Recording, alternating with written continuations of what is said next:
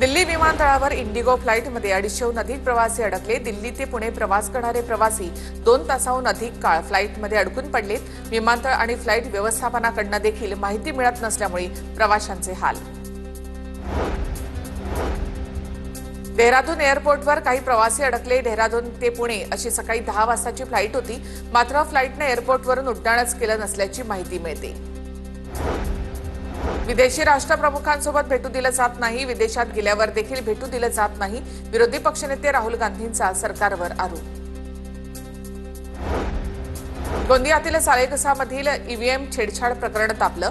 भाजप वगळता सर्व उमेदवार नागरिकांचा तहसील कार्यालयावर मोर्चा। निवडणूक प्रक्रियेमध्ये नियमांचा भंग झाल्याचा आरोप। गोंदियाच्या सालेकसामध्ये ईव्हीएममध्ये छेडछाड झाल्याचा आरोप। मोनिका कांबळेंची निवडणूक निर्णय अधिकारी पदावरून मुक्तता। सर्व उमेदवारांनी तहसील कार्यालयावर मोर्चा काढला होता। अमरसिंह पंडितांचे स्वीय सहाय्यक अमृत डावकर यांचा जबाब नोंदवला।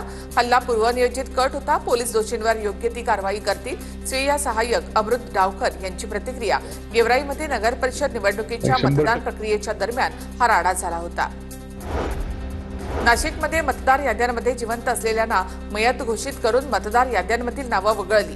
नावं वगळत असताना मृत्यू प्रमाणपत्र देखील जोडण्यात आल्याची माहिती उघड।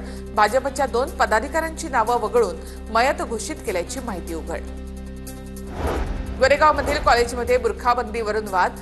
विवेक महाविद्यालयामध्ये विद्यार्थ्यांचं आंदोलन। बुरखाबंदी हटवण्याच्या मागणीसाठी निदर्शनं। एमआयएमच्या नेत्या जहांआरा शेख आंदोलनामध्ये सहभागी।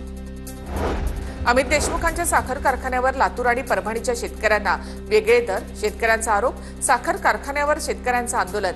योग्य दर मिळाला नाही तर अमित देशमुखांच्या घरासमोर आंदोलन करू, शेतकऱ्यांचा इशारा।